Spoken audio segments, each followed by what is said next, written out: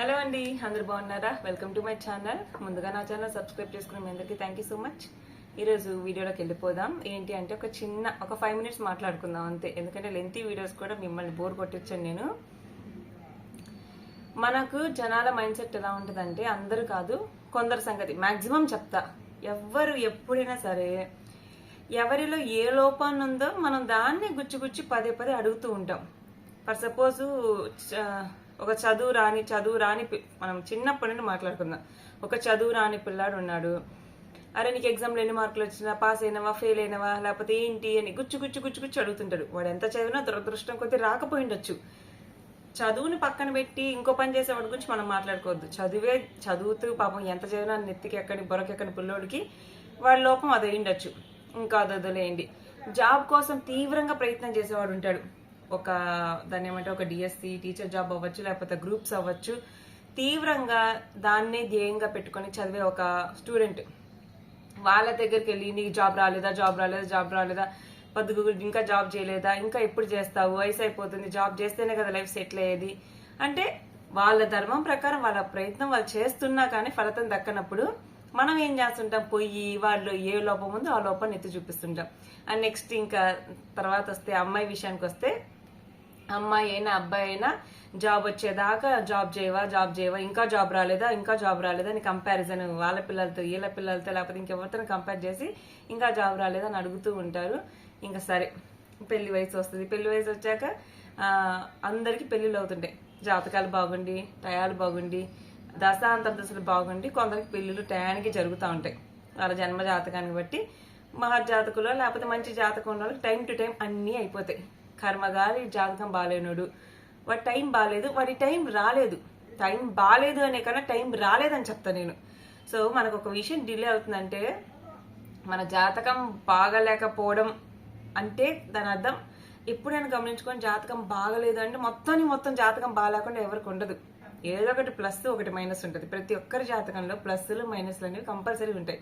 ఇంకా కొందరు మహర్జాతకంలో ఉంటారు, వాళ్ళకి ఇంకా నేను కొందరు గమనిస్తూ ఉంటాను, అన్ని విషయాల్లో ప్లస్లు ఉంటాయి, వాళ్ళు మహర్జాతకం అని చెప్పొచ్చు. ఇంకా ఒక వయసు వచ్చాక పెళ్లి చేసుకో అని అడుగుతుంటారు. ఇంట్లో వాళ్ళు సంబంధాలు చూస్తుంటారు, కుదరకపోయిండొచ్చు. అబ్బాయిలకి కొన్ని ఎక్స్పెక్టేషన్స్ ఉంటాయి, అమ్మాయిలకి కొన్ని ఎక్స్పెక్టేషన్స్ ఉంటాయి. ఏ ఎక్స్పెక్టేషన్స్ లేని వాళ్ళకు కూడా కుదరకపోయిండొచ్చు. సో ఇలాగా అలా ప్రయత్నాలు చేసుకుని పెళ్లి వాళ్ళ టైం. మీకు ఒక విషయం చెప్తున్నా, ఒక పెళ్లి జరగాలి అంటే దానికి టైం రావాలి. తక్కువచ్చిన కళ్యాణం వచ్చిన ఆగదు, మీ అందరికీ తెలుసు ఆ విషయం. దాని టైం రావాలి. ఇంకా ఈ పెళ్లి కానివ్వండి, నీకు ఇంకా పెళ్లి కాలేదా, ఇంకా కొంతమంది సమాజం ఒక లెక్క అయితే, ఒక అబ్బాయికి కానీ అమ్మాయికి కానీ సమాజం అంతా ఒక లెక్క. నీకు ఇంకా పెళ్లి కాలేదా అంటే ఫ్రెండ్స్ అవ్వచ్చు, రిలేటివ్స్ అవ్వచ్చు, మన కొలీగ్స్ అవ్వచ్చు, ఇంకోటి అవ్వచ్చు, వాళ్ళు అడిగేది ఒక లెక్క. నీకు ఇంకా పెళ్లి కాలేదా, ఇంకా పెళ్లి చేసుకోలేదా అని. కానీ కొంతమంది ఫ్యామిలీ వాళ్ళే అడుగుతుంటారు. అంటే ఫర్ సపోజ్ పేరెంట్స్ స్ట్రాంగ్గా మ్యారేజ్ చేయాలని ఉంటారు, వాళ్ళు వద్దనే వాళ్ళు ఉంటారు, అబ్బాయి అయినా ఇద్దరు అమ్మాయి అయినా. అలాంటి వాళ్ళకి ఇంట్లో నానమ్మ అమ్మమ్మ వీళ్ళే పోటీ పెడుతుంటారు. నానమ్మ మెయిన్, ఇంకా పెళ్లి చేసుకోగాక ఇంట్లోనే ఉండి ఇంట్లో ముందు వీళ్ళ పోటీ తెప్పించుకోలేరు. అంటే నేనేమంటానంటే, ఏది ఏ టైంకి ఎలా జరగాలో అలా జరిగిద్ది. మనం ఏమనుకుంటాం, ప్రతిదీ everything is in our hands, ప్రతిదీ మన చేతుల్లో ఉంది అని అనుకుంటాం. అది ఒక మూర్ఖపు ఆలోచన. అది అసలు మన చేతిలో ఏది లేదు. మన చేతిలో ఏది ఉందంటే మన ప్రయత్నం వరకే మన చేతిలో ఉంది, ఫలితం మన చేతిలో లేనే లేదు. అది మీకు ఒకటే క్వశ్చన్ చేస్తాను. మీరు చిన్నప్పటి నుండి గమనించుకోండి, మీకు ఊహ తెలిసినప్పుడు గమనించుకోండి. ఒక్కోసారి మనము 100% ఎఫర్ట్స్ పెట్టినా 0 రిజల్ట్ ఉంటుంది అక్కడ. ఒక్కోసారి మీరు చాలా చిన్న ఎఫర్ట్స్ పెడతారు, బట్ రిజల్ట్ చాలా బిగ్ ఉంటుంది. That is luck, that is time, that is fate. అంటే మనం చాలా చిన్న ఎఫర్ట్స్ పెట్టినా రిజల్ట్ బీభత్సంగా వస్తుంది ఒక్కోసారి. అరే మనం ఏమనుకుంటాం, ఏందిరా ఇది అని. అంటే ఒక్కొక్క లక్ అనమాట. ఒక్కోసారి చాలా క్యాజువల్గా బుక్ అలా తిరిగేసి ఎగ్జామ్ రాస్తాడు, వాడు ఫెయిల్ అయిపోతాడు. వీడు రోజు కాలేజీకి వెళ్ళి సంవత్సరం పొడుగు చేసినా వాడు ఫెయిల్ అయిపోతాడు. That is called luck. మన ఎఫర్ట్స్ మనం పెట్టినా రిజల్ట్ రాలేదు అంటే ఏమంటారు, ఫేట్, టైం కలిసి రాలేదు, కాలం కలిసి రాలేదు అని అంటారు. అట్లనే వయసు వచ్చిన పిల్లలను కూడా నువ్వు ఇంకా పెళ్లి చేసుకో అంటే టైం రావాలి. ఇంకా పెళ్ళి అయింది, పిల్లలు పుట్టరు, లేకపోతే ఏదో వర్క్ ప్రెషర్ వలన ఇంకో ప్రెషర్ వలన పిల్లలు లేట్ అవుతారు. ఇంకా ఈ తగులుకుంటారు, పెళ్ళి అయింది కదా పిల్లలు పుట్టలేదా, వీళ్ళకేం బాధ ఉండదు. జనరల్ గా చెప్పాలంటే మనకే బాధ ఉండదు. మనకు పెళ్లి కాదులే మనకు దిగులు ఉండదు, పిల్లలు పుట్టలేదని మనకు దిగులు ఉండదు, ర్యాంక్ రాలేదని మనకు దిగులు ఉండదు. పక్కన వాళ్ళు ముళ్ళుగర్ర పెట్టి పొడుస్తూ ఉంటుంటే అప్పుడు మనకు సురుక్కు అంటుంటది అనమాట, సురుక్కు గుచ్చుకుంటా ఉంటది. అరే అవును కదా నాకే కాలేదు కదా, అరే నా అలా అనిపిస్తూ ఉంటది. కానీ ఏదైనా చెప్తున్నా, కంపేర్ చేసుకోవడంలోనే బాధలు ఉన్నాయి. వాడికి ర్యాంక్ వచ్చింది నాకు రాలేదు, నువ్వు ఎప్పుడైతే నీ జీవితాన్ని అవతల వాళ్ళ జీవితాలతో కంపేర్ చేసుకుంటావో నీకు ఎన్నటికీ మనశ్శాంతి ఉండదు. అందరి జీవితాలు ఒకలాగుండవు. ఎగ్జాంపుల్ మళ్ళా చెప్తున్నా, కొంచెం బ్రాడ్గా ఆలోచించండి. ఎవరైతే నేరో మైండ్తో ఆలోచిస్తూ సలహాలు ఇస్తూ ఉంటారో వాళ్ళకి చెప్తున్నా, మన చేతికి ఉన్న 5,000 కూడా ఒకలా ఉండవు. అలాంటిది అందరి జీవితాలు టైం టు టైం అన్నీ ఎలా జరిగిపోతాయి చెప్పండి? అందరి జీవితాలు అన్ని టైం టు టైం జరిగిపోవు. ఈవెన్ టైం టు టైం జరిగినా సరే వాళ్ళకి ఎన్నో సవాళ్ళు, ఎన్నో సమస్యలు, ఎన్నో ఇబ్బందులు ఉంటూనే ఉంటాయి. టైం టు టైం మ్యారేజ్ అయినా, పెళ్ళి అయి పిల్లలు పుట్టినా, లేకపోతే వాళ్ళ చదువులు సరిగ్గా అయినా, there are so many issues in their life. చాలా ఇష్యూస్ అనేవి ఉంటాయి, అంత ఈజీ కాదు. ఇప్పుడు కొందరు జీవితాల్లో చాలా తొందరగానే పెళ్లి అయిపోయింది, చాలా ప్రాబ్లమ్స్ కూడా తొందరగానే వచ్చేస్తాయి. పిల్లలు పుట్టేస్తారు, ప్రాబ్లమ్స్ కూడా వచ్చేస్తాయి. అంత ఆషామాషిగా జీవితం ఎవరికి సాగిపోదు. అలాగా తివాచి పరిచి వెళ్ళిపోని చెప్పదు లైఫ్. ప్రతి ఒక్కరికి సవాళ్ళు ఉంటాయి. కొంతమందికి పెళ్లి కాలేదన్న సమస్య, పెళ్లి అయ్యి సమస్యలు ఉంటాయి. ఇలాగ పెళ్లి కానివ్వండి, నీకు పెళ్లి కాలేదా, ఇంకా పెళ్లి కాలేదా అని సమాజంలో ఉంటారు కదా. ఎవరైనా చేసుకోకూడదా, ఆడ చేసుకోకూడదు, చూసుకోకూడదా, ఇంకా చేసుకోకూడదంటే మీరు చెప్తారు చేసుకొని అని. వాళ్ళకి టైం రావాలి కదా. ఇంకా పిల్లల గురించి కూడా అంటారు, సరే వాళ్ళు కొత్తగా పెళ్లి అయిన వాళ్ళు ఎందుకు కొంచెం కొన్ని రోజులు టైం తీసుకుందాం అనుకున్నారో, లేదా ఫైనాన్షియల్ స్టేటస్ బాగాలేదో, నిజంగా హెల్త్ డిస్టర్బ్ అయిందో, ఏమో కొన్ని కారణాల వల్ల పిల్లలు లేట్ అవ్వచ్చు. ఇంకా ఈలోపు ఎమ్మడ పడతారు, వాళ్ళకి పుట్టారు వీళ్ళకి పుట్టారు మీకు పుట్టలేదా, వీళ్ళ ఆలోచన వీళ్ళకుండి ఉంది. ఇంకా హాస్పిటల్ చూయించుకోకూడదు, ఈ హాస్పిటల్ చూయించుకోకూడదు, ఆ డాక్టర్ ఈ డాక్టర్ని అడగకుండా సలహాలు ఇస్తారు.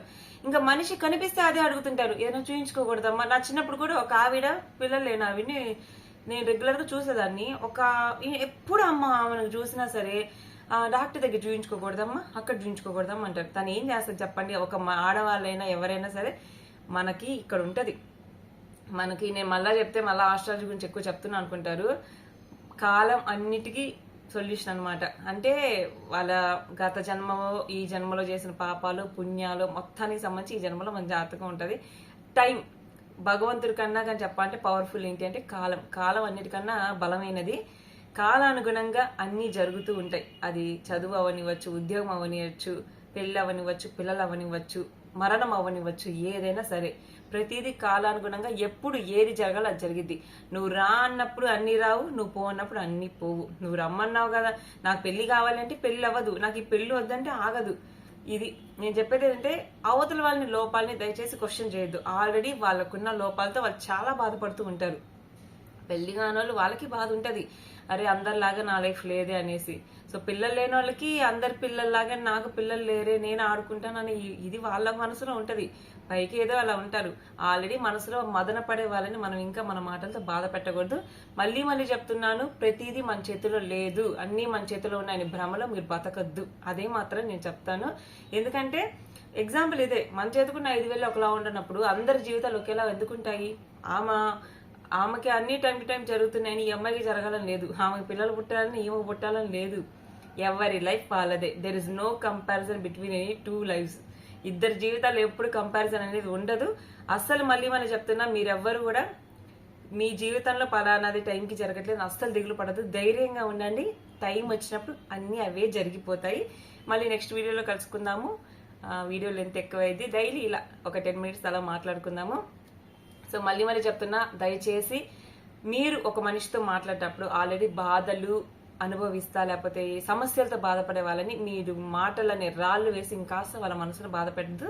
మీ మాటలతో వాళ్ళ మనసు ఇంకొంచెం శాంతపరిచేలా ఉండాలి. మాటలు తప్పుగా అర్థం చేసుకోవద్దు. ధైర్యంగా అంటే ఏం కాదులే, ఇప్పుడు పెళ్లి కాలేదు, మీరు వెళ్ళి ఇంకా చేసుకోవా అని అనకుండా, ఏం కాదులే ఇప్పుడు ఏమైంది, పెళ్లి చేసుకున్న వాళ్ళని బాగున్నారా, పెళ్లి చేసుకున్న వాళ్ళు అక్కడ ఏం అనుభవిస్తున్నారో మనకి తెలుసు.